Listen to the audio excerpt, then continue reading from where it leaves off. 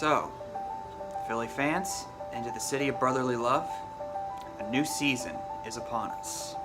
A brand new era is among us. Now that we are the Super Bowl 52 champions, we look to the future with optimism and a more proudful spirit than we've ever had before in the 58 years we had without winning the ultimate title. And I'll tell you, this has been quite a ride. When I was growing up, the Eagles were my team. My dad got me into the Eagles, talking about guys like Donovan McNabb, Brian Dawkins, and Brian Mitchell and Deuce Staley. But it wasn't until I was about 13 when I first went to the first game at Lincoln Financial Field. It was the Eagles versus the Tampa Bay Bucks, or the Buccaneers. And I was blown away and mesmerized by what I saw. The sights, the sounds, the overall atmosphere, and the energy from everybody there. It was so enthralling. And the fact that Sylvester Stallone was at the game himself, that just added to it. At least until the game started, which probably wasn't the greatest way to start off my experience as an Eagles fan, but I digress. But that season and the 2004 season is what really made me an Eagles fan. Experiencing Brian Westbrook's miraculous 84-yard punt return against the New York Giants. And picked up by Westbrook. Westbrook on the return. Here comes Westbrook. He's got a lead. Here comes Westbrook. He gets by. Brian Westbrook going all the way. Touchdown, Eagles. To the divisional playoff game against the Green Bay Packers. McNabb is back. He's looking. He is firing, and it is caught by Freddie Mitchell. Short of a first. I don't know. Did he get it? Does he have a first down? He does. He does have a first down. And into the 2004 season when Terrell Owens became a household name in Philly, making some of the most incredible touchdown catches that we've ever seen, and also with some of the most interesting touchdown celebrations. They did it again. Terrell Owens with his 7th touchdown of the game. Which unfortunately resulted in a very painful defeat. Down the middle of the field, and the pass is picked off by Harrison. That, along with T.O. complaining about his contract and feuding with Donovan McNabb, losing the Super Bowl was hard enough, but seeing T.O. and Donovan McNabb feuding with each other, that really rubbed me the wrong way. So for a while, I took a break from watching football and the Eagles altogether. But regardless of how much I was following them or not, I still remained an Eagles fan. None of that changed for me. And over the next few years, we experienced different eras, such as Michael Vick joining the team, which garnered even more controversy than T.O. ever could, due to his previous involvement in dogfighting. In spite of all that, he did manage to make a good impression in the couple of years that he was there. And during his time there, led to another miraculous play against the Giants. Recover. Deshaun Jackson gets a block! Are you kidding? Deshaun Jackson still not in, and now in for the touchdown, no flags. Unbelievable. And then we drafted Carson Wentz in 2016, which was the beginning of a new era. Despite his rookie season being a bit rocky, a lot of people saw great potential in him. And what really struck me was how devout of a Christian he was. It was right around that time I accepted Jesus into my life. And I found it very, very inspiring. Not just with him, but with other players on the team like Zach Ertz, Torrey Smith, Malcolm Jenkins, and so on. And then the next year in 2017, oh boy did this team make an impression. Still looking. He dashes to his left. He dashes to his right. He is starting to run. Now he fires downfield. Caught! Aguilar! 3 at the 10! Touchdown Eagles! Blitz. Wentz sees, spins away. What a move. Carson Wentz gonna run it. Gonna get it. Inside the 20. Pressure put on Wentz. They almost get him from behind. Slings it deep downfield, and it's caught by Aguilar. Wentz comes back to Ajayi again. He's at the 40. He's at the 30. At the 20. At the 15. 10-5. He dives. And he is in for the touchdown. Have to get to the 35 for a first down. Here comes the rush. Wentz. They've got him. They've got him. He escapes. He's across the 30. The 35. The 40. He's got a first down out at the 44-yard line. How'd he do it? How'd he do it? Spotted. The kick is away. And the kick is... It's gone! And the Eagles win! The level of teamwork that they put on display during these games, and also how they carried themselves off the field, to this day I still have yet to see a sports team that don't just consider themselves friends, but family. I never saw a team play with so much heart and dedication ever in my life. And it's not just the Eagles fans who feel this way, but fans of opposing teams that I've talked to. They've told me that they have a lot of respect for guys like Carson and Foles and Ertz and many others, not just because of who they are on the field, but off the field, and giving back to their communities and embracing the fans no matter where they come from or what they believe in. That right then and there told me, I think I want to watch the games again. And sure enough, it felt good. Really good. But then, something happened. Wentz got sandwiched at the goal line. Eagles are reporting it is a left knee injury. At that point on, I was very skeptical about Nick Foles. Despite playing for us before and leading us to a couple of playoff spots during his first couple of years in Philly, I wasn't really sure how he was going to be able to carry the team, especially after seeing how Wentz led the Eagles to where they were at that point. There were times where it did look promising with Foles, and other times it didn't look so good. By the time the playoffs happened, I was very skeptical. We just barely managed to get through the divisional playoff against Atlanta, okay? But I don't think it's going to be the same outcome come the NFC Championship game. Oh boy, was I wrong. He's hit, and it's intercepted. It's picked off by Robinson. Robinson at the 30. Cuts back across the field. He's at the 15, the 10, the 5. Touchdown! Patrick Robinson! Looking, he is going deep and alone, and in for the touchdown is Jeffrey! Come right back, it's a flea flicker. Back to Foles. He's going deep down the far side of the field, and it is caught! Touchdown! Torrey Smith! I knew that this team meant business. And then we ended up winning and going to the Super Bowl again. But think about it.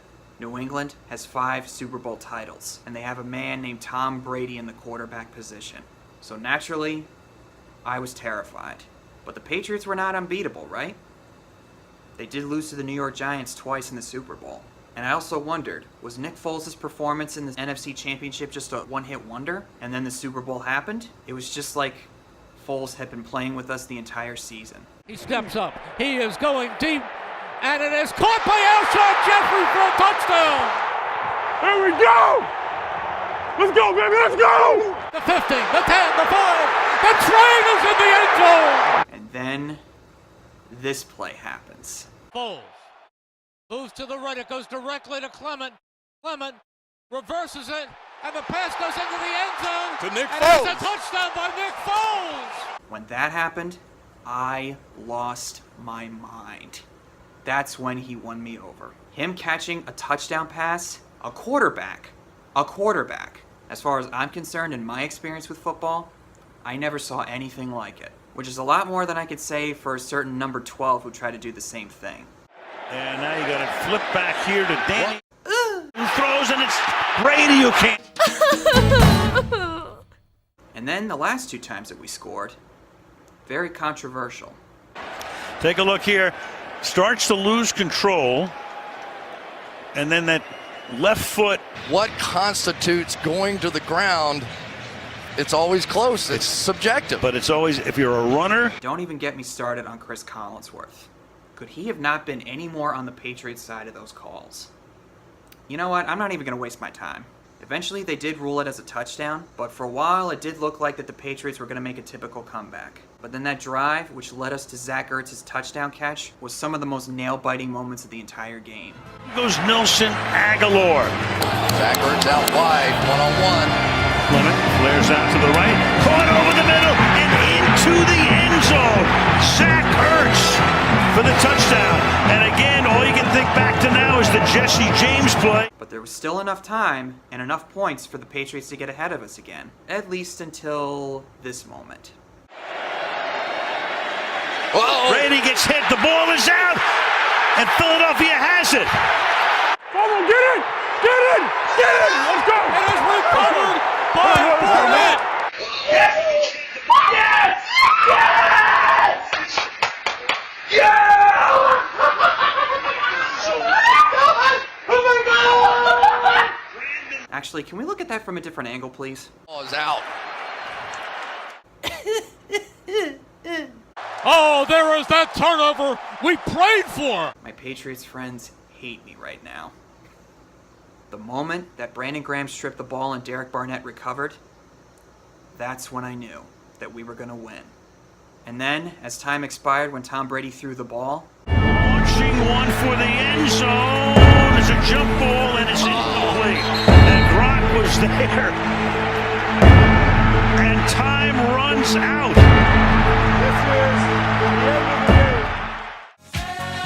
Celebrate good times, come on. Let's celebrate. Celebrate good times, come on. Let's celebrate. I didn't go to sleep until 2 o'clock in the morning that night.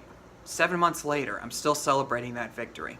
And I guarantee you, 25 years from now, 30 years from now, I'll still sit there and watch that game and get excited and cheer. I don't care how weird that makes me look to some people, but I will always cheer for that because that is the first time I'd ever seen them win a Super Bowl. Not to mention, hearing Merrill Reese finally make that call after spending 40 years in the audio booth. The Philadelphia Eagles are Super Bowl champions.